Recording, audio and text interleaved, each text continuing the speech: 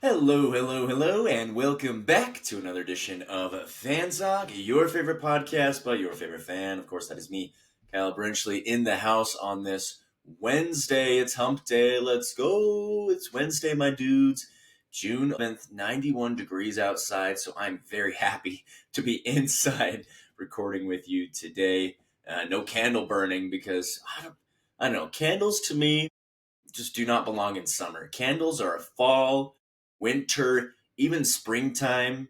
Here in Utah, it's still a little cold. So it's a cold weather activity. So I won't be doing candles for a bit. Rogue One's still not up, but we'll get that eventually. If you're new here, welcome. Hello, this is a podcast that we just talk sports. Now you're probably wondering, hey, there's a million sports podcasts out there. Why is this one any different? Good question. We just we're all fans here. So from the perspective of a fan, what makes sense to us? What makes the world turn? What gets our gears going? Today, we're going to be talking something very special. But sit back, relax. Thank you for joining. This is a podcast you can find anywhere you get your podcasts. YouTube, Spotify, iHeartRadio, Amazon, Apple. I am everywhere. Feel free to like, subscribe, share with a friend. All right, guys, we've been talking a lot of basketball, a lot of NHL hockey, and you're probably wondering, man, what else is going on in the sports world? And let me tell you, fantastic question. I'm going to share 3 stories that maybe you've heard. I'm not going to go as far as to say you haven't heard them, because you probably have, but 3 stories today outside the world of hockey, outside the world of NBA basketball, because frankly, the sports world is 24/7, 365. So let's jump right in. Let's start with the French Open. Were you guys watching the French Open? It was incredible. I love the French Open. A, they play on clay, and that's always super cool. B, they're in France. Who doesn't like France, right? And C, all those big time names. Nadal, he was a legend on the clay. He's retired. They honored him. That was awesome. Andy Murray is pretty much done with the sport. Roger Federer's retired. Djokovic is still playing, but he's not number one anymore. We have new stars, not just on the men's side, but on the women's side. Where we talking about Coco Gauff winning the French Open. She's only 22 years old. Coco Gauff is beating Reina. Is that how you say her first name? It says Sablenka. I just call her Sablenka. But Aryna Sablenka from Belarus. But we got some young stars both on the men's singles and women's singles. So yeah, let's roll along with the women's singles. Coco Gauff, spoiler alert, I just revealed it. She won the French Open. She beat Aryna Sablenka. Blanca's number 1. Coco Gauff was number 2. And it was awesome. But this match happened on Saturday, so a couple days ago. I actually didn't watch it live. I was at a cousin's wedding, but I watched highlights, and it was awesome. Now, Sablenka's blaming the weather, blaming poor conditions, but really she just made a lot of mistakes, and Coco Gauff didn't. So, congrats to Coco Gauff. That was pretty cool. And, kudos to you. Let's go to the men's side, and I'm not trying to favor the men's side, but if you know what happened in the men's final, then you're not going to blame me for spending more time on the men's side. This was absolutely insane, this final. This game went 5 hours and 29 minutes. Pretty much an entire workday. More or less 2 hours. Like 5 hours, the longest game in French Open history. 5.5 hours. You had Jannik Sinner, number 1 from Italy, versus Carlos Alcaraz, number 2 from Spain. And they're arguably the 2 best tennis players in the world right now.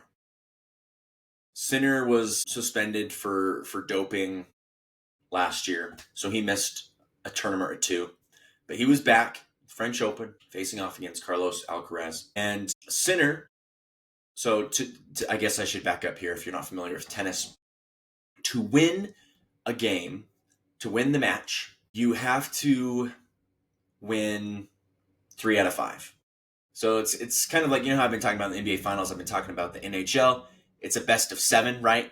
This is best of 5. Women's side is actually only best of 3, so Coco Gauff just had to win 2. But on the men's side, it's best of 5, so you have to win 3. So Sinner is up 2 games. He just has to win 1 more game to win the entire match. But Alcaraz fights back. Yeah, you got Spike Lee in the audience. You had Odell Beckham Jr. It was incredible. You got all these celebrities rooting for him. I've never been more hyped for tennis. I haven't been this hyped for sports in a long time, honestly. It got me emotional. Tears weren't flowing, but I was feeling something in my chest. I was feeling something. Remember the first time you watched the Rocky movie? And maybe even better, Rocky 2, because Rocky 2, the ending's a little more satisfactory. But watching those Rocky movies where it's like this no-name guy, this loser, this zero, and he works all the way up to be a hero. I don't know, that same feeling watching that movie and being like, wow, this is incredible. I'm not saying Alcaraz is a zero by any means. He's one of the best tennis players in the world. But he's down 2 games. Sinner just needs to finish him off, which it looked like he was going to, and then Alcaraz kept pumping his fist and saying, not today, Sinner, and came back and won the match. Won 3 straight games, won the match, and back to back, because he won the French Open last year in 2024. He wins it this year in 2025. Alcaraz, my man, taking the French Open. And if you're not watching tennis, you guys need to be watching tennis. Go watch tennis. Personally, I only watch when it's like the French Open, the US Open, the Australian Open, Wimbledon, right? It's hard to watch the smaller tournaments because they're not really televised, but go watch these tournaments when they happen. And before we finish, I need to shout out Louise Busson. I think I'm saying that right. She's a French tennis player, and she made a run all the way to the semifinal. She's 22 years old. You see common trend here. You're young, you're talented. She's playing on home clay or whatever, and she beats the 24th best person in the world in the first round, wins the second round, goes to the third round, beats number 3 in the world in the fourth round, beats number 6 in the world in the quarterfinal, loses to Coco Gauff in the semifinal. But what a run by Louise Busson. The crowd loved her. She's from Dijon, France, the place where Dijon mustard comes from. And now she's already ranked up to 75. So shout out to Louise Busson. All right, guys, that's enough about tennis. Let's talk baseball. You're like, baseball, Kyle? We don't want to be talking baseball. But this is very important. And this is actually a story you probably won't hear. Andrew McCutchen is a baseball player for the Pittsburgh Pirates, my favorite team, the Pittsburgh Pirates. He's played 17 years in the big leagues. He's been around a long time. He's played with, he was drafted by the Pirates, but then went on to go play for the San Francisco Giants, the Yankees, the Phillies, and even the Brewers before coming back to Pittsburgh. Love Andrew McCutchen. He just hit a 3-run home run today, and he passes the all-time great Roberto Clemente to be 3rd in all-time home runs in Pirates history. Roberto Clemente, if you don't know who he is, look him up, but he was a superstar. And he started in the late 50s and throughout the 60s and then into the early 70s. Won a World Series with the Pirates back in 72, I believe. Roberto Clemente was one of the trailblazers of baseball, one of the first African American men to really, establish himself there in the league. Unfortunately, he died in a plane crash, is from what I remember. But Andrew McCutchen passes the all-time great Roberto Clemente all-time home runs to be 3rd now in Pirates franchise history. Willie Stargell's still 250 home runs ahead of him, so I don't think he's going to catch him. Shout out to Andrew McCutchen. And last but not least, we're talking a little football today, NFL football. J.K. Dobbins, he's a running back, previously on the Los Angeles Chargers, but before that was on the Baltimore Ravens. Played college ball at the Ohio State University. Big time guy. Has had some injuries. He signs a 1-year, $2.75 million deal with the Denver Broncos. Now you'll be saying, Kyle, these aren't stories we want to hear. You're just talking about your team, bro. Your teams, man. And that's true. But let me tell you why it's a big deal. If you've been paying even the slightest attention to the NFL in the last 5-6 seasons, then you know that Kansas City Chiefs have been the kings of the AFC West, the kings of the NFL. They've been to let's see, 4 Super Bowls in the last 6 seasons. They've won, what, 3 of them, or 2 of them, excuse me.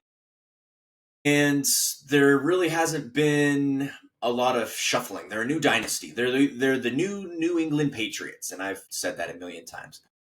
And the question is every season, who's going to dethrone them? And the same usual suspects always step up to the plate. The Buffalo Bills, the Baltimore Ravens, the Cincinnati Bengals.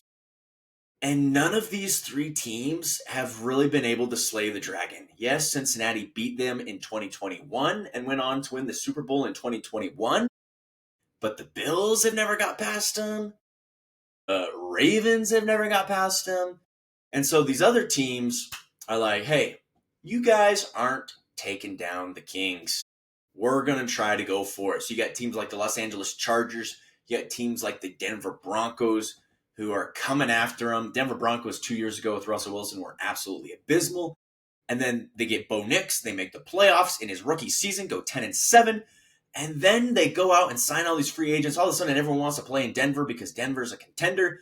And Denver is ready to take down any AFC foe and NFC foe for that matter. J.K. Dobbins being added to the Denver Broncos, a team that has holes at running back. Now they have J.K. Dobbins. If he can be healthy, Bo Nix continued to do well. They added a ton of pieces on defense. They added Evan Ingram at tight end. They got Sean Payton as the coach. So watch out. Broncos country, let's ride. All right, guys, thanks for indulging me. Let's go back to what is actually happening. NBA playoffs, NBA Finals. Game 3 is tonight. Oklahoma City Thunder traveling to Gainbridge Fieldhouse to play the Indiana Pacers. Before I continue, let me tell you something real funny that I found real funny that I heard earlier today on the radio, on a local radio station. The radio DJ, bless her heart, I think she was getting the Stanley Cup and the NBA Finals mixed up. She said, Game 3 of the NBA Championship tonight between the Oilers and Oklahoma. And I heard that and I just burst out laughing because it's the NBA Finals. Yes, NBA Championship is a correct way to say it, but it's the NBA Finals. She said the NBA Championship tonight between the Oilers and Oklahoma. So she got the team wrong, Edmonton Oilers, but she didn't even say Edmonton Oilers. She just said Oilers, which is the mascot. And then she said Oklahoma, which was right. But you would say Thunder, right? You would say the mascot, you'd say mascot versus mascot, not mascot versus city. You know what I mean? So she said Oilers versus Oklahoma. I just thought that was funny. Thank you for indulging me if you did not think so. The Oklahoma City Thunder, Indiana Pacers, they're tied 1-1, game 3, going back to Indiana. I predicted OKC in 6. I know a lot of people had them in 5 and 6, maybe 7. I think game 3, I think Oklahoma City wins game 3 tonight, goes up 2-1. I do think Indiana wins one of the games here at home. I'm feeling like it's game 4. It could be game 3 tonight. Game 3 is always a super pivotal one, especially if you're down 2-0 and then they win game 3 and they're up 3-0, then the series is over. But going down 2-1 really forces you to play well in game 4 if you're down 2-1. But I think OKC is going to win tonight. Shea's going to, do his thing. It's just a matter of Tyrese Halliburton. I mean, he's clutch and he's very, very good, but he doesn't put up the same numbers. And so if he's only scoring 15 points a game, who else is going to step up? You got Miles Turner who can score, but he hasn't really had any games where it's like he's been the guy, Pascal Siakam's done a very good job. Who else is going to step up? Nembhard's not really a big scorer. Pacers kind of just do it by committee, and that's really cool, and I love that.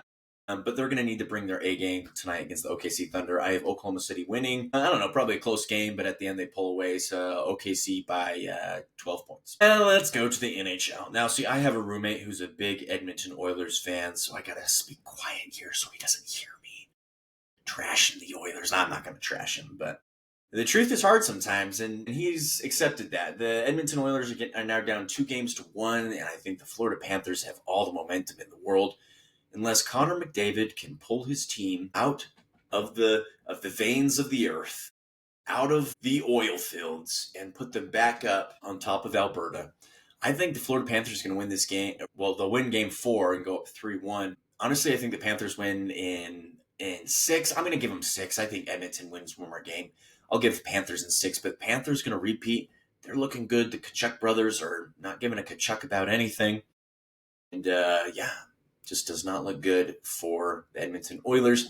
But I'm speaking in quietly because my roommate, big Edmonton Oilers fan, and he brings all his Edmonton Oilers fans over, and I have nothing against the Edmonton Oilers. I have nothing against really any team in hockey, but I just think the Panthers are going to win. And when I'm watching the game with him, I'm not really cheering for either team, but I can't help but smile when my prediction is correct. So if they win tomorrow night, game 4, I'll be smiling big and proud.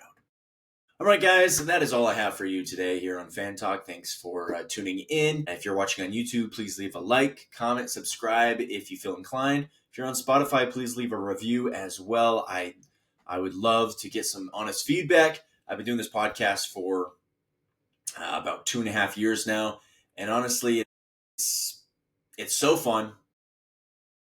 It's really just a hobby. I have a job and I have other things that I do, but in college, I learned how to do podcasting and it was just super fun and I just wanted to keep it up. And, at this point, going 2.5 years, I got to keep on going. I will say though, once the NBA finals and the Stanley Cup playoffs end, I might consider taking a break for the summer. I did that 2 years ago, and just because things get a little more quiet around the sports world. I know I said it was 24/7, 365, but stay tuned for that. I'll give an update on that here in the next week or two about if I take a break and start season 5 in the fall, or if I'll just continue on. I'll let you know. But thank you guys so much for listening to Fan Talk. I'll see you guys next week for another edition of Fan Talk.